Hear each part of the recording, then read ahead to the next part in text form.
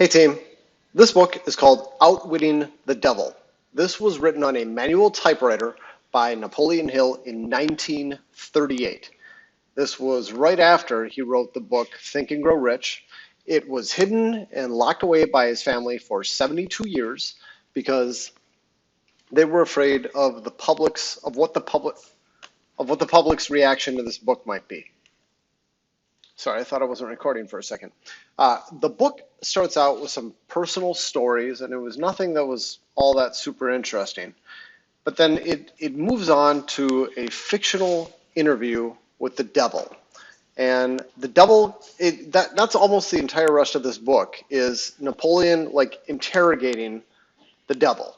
And it's like, I got you where I want you, and I'm going to ask you all these questions. And the devil insists on being called Your Majesty.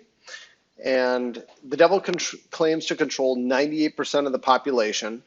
The devil warns him that if this book is published, this will be his undoing.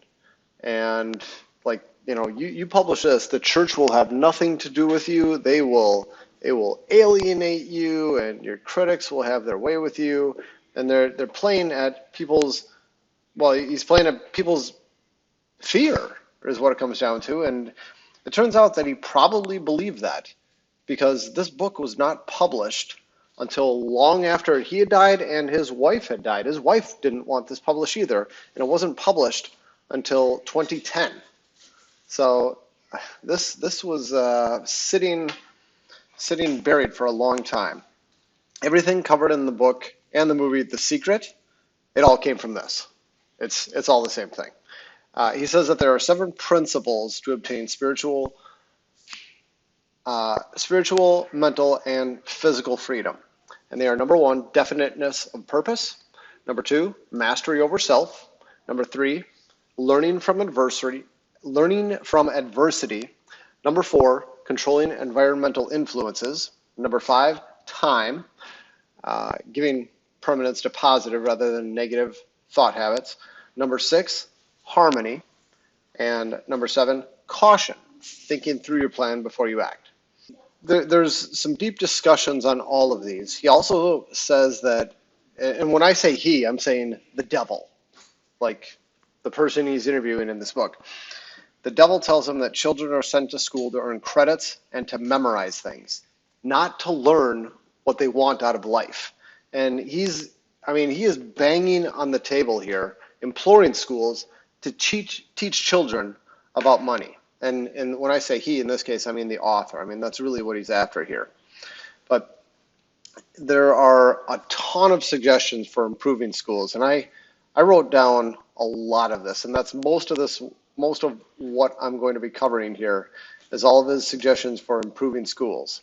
And this is apparently the devil's suggestions. This is what they could do to beat him. Give children the privilege of leading education, not simply following. Let children serve as instructors, and let the instructors serve as students. As much as possible, allow all students to learn practical lessons through doing, not abstract knowledge. All students should engage in practical labor connected to real life. Schools should teach students how to recognize practical ideas which may help them in life. Teach the students how to budget and use time. Teach that time is the greatest asset available to anyone. Teach what to eat, how much to eat, and the relationship between eating and sound health. Teach children the true emotion and nature of sex. Teach children that sex can be transmuted into a driving force that brings them to new heights. This is definitely covered in Think and Grow Rich. Teach children to be definite in all things. Teach children the difference between temporary defeat and failure.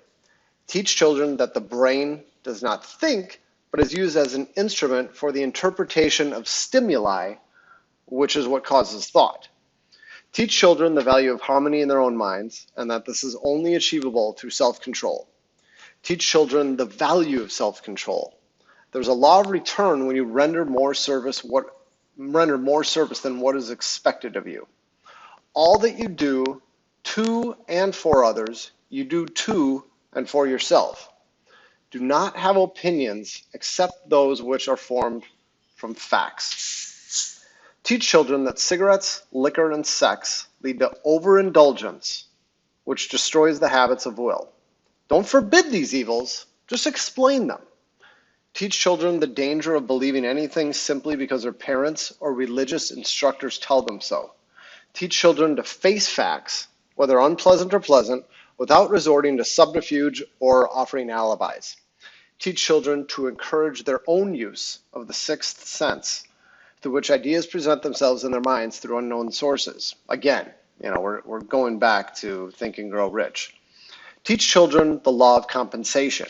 Teach children that there is no problem without a solution. And finally, teach children that the only real limitations are those which they establish in their own minds. There's more to this book than that, but those were some of the biggest takeaways. And I guess this was a good follow-up to Think and Grow Rich. It's all the rest of the stuff that it felt like he was too scared to say. And in this book, finally comes out and says it. Fascinating stuff. Good read. Thoroughly enjoyed it. All right, this has been Reuben's Corner.